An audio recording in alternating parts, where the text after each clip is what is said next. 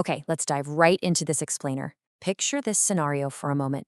You're sitting in the engineering bullpen, and the CFO walks in.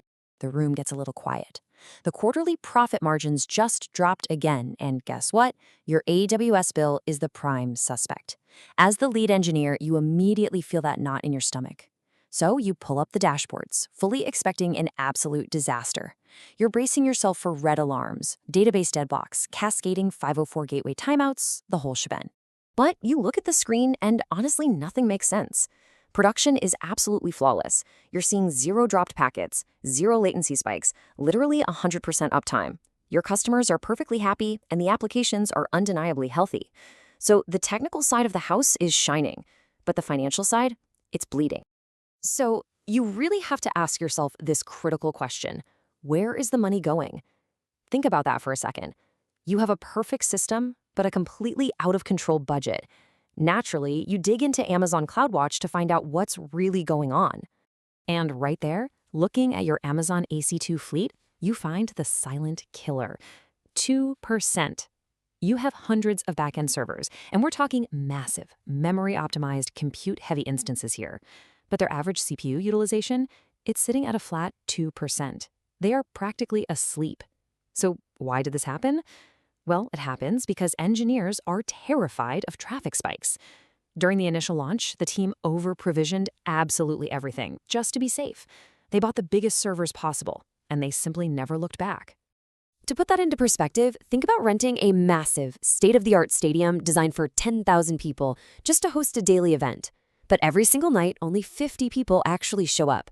Sure, the event is a success, nobody gets hurt, and everyone has a great time, but you still have to pay the rent for those other 9,950 empty seats. That is exactly what's happening in the cloud. You are paying top dollar for massive capacity that literally nobody needs. So the crucial point here is the fundamental difference between technical health and financial health. In real production environments, engineers are trained to obsess over uptime and performance. When an operations engineer sees a server running at 2% CPU, they usually smile. They think they've built this highly resilient, bulletproof system with plenty of headroom, but they completely ignore utilization efficiency. They just don't realize that a healthy infrastructure can still be financially unhealthy. Because if your server is 98% idle, you're throwing 98% of your compute budget straight into the trash, every single hour of every single day. Section 1. Finding the financial leaks. Look, you cannot fix operational waste if you can't even see it. So let's look at how to actually stop this bleeding. To do that, we need to run an audit of the environment. To find these leaks, you start by opening AWS Trusted Advisor. Think of Trusted Advisor as your automated cloud expert that constantly scans your entire environment against strict best practices. If you look at the cost optimization pillar, it immediately flags dozens of low-utilization Amazon EC2 instances.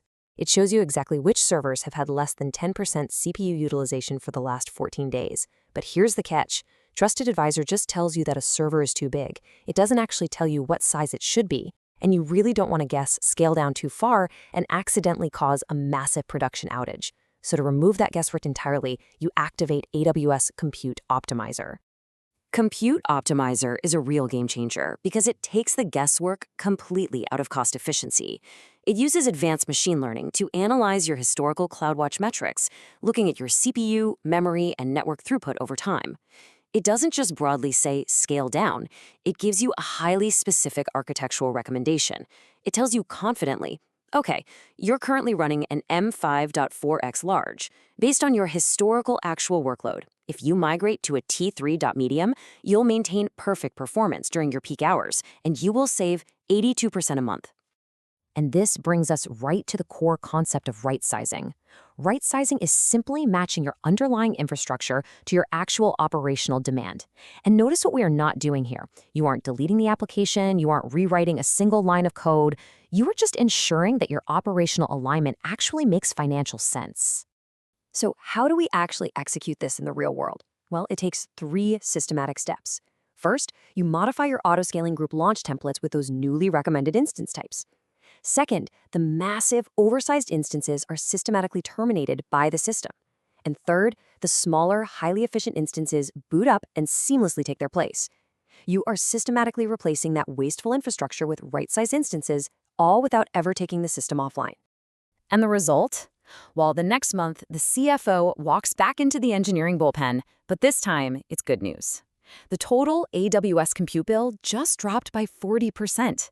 The application is still running perfectly, the load times are exactly identical, the customers haven't noticed a single thing, but your bottom line has drastically improved. Section 2. Achieving operational efficiency. This really gets down to the mindset of true operational efficiency. A mature SysOps administrator knows that keeping the servers online is really only half the job. The other half, it's protecting the business itself. Because an architecture that bankrupts the company just to process a trickle of traffic is ultimately a failed architecture. The infrastructure in our story was perfectly healthy, but the servers were just sitting there. The servers were busy surviving, but the money was busy leaving. Think about your own infrastructure today and ask yourself, which one is happening to you?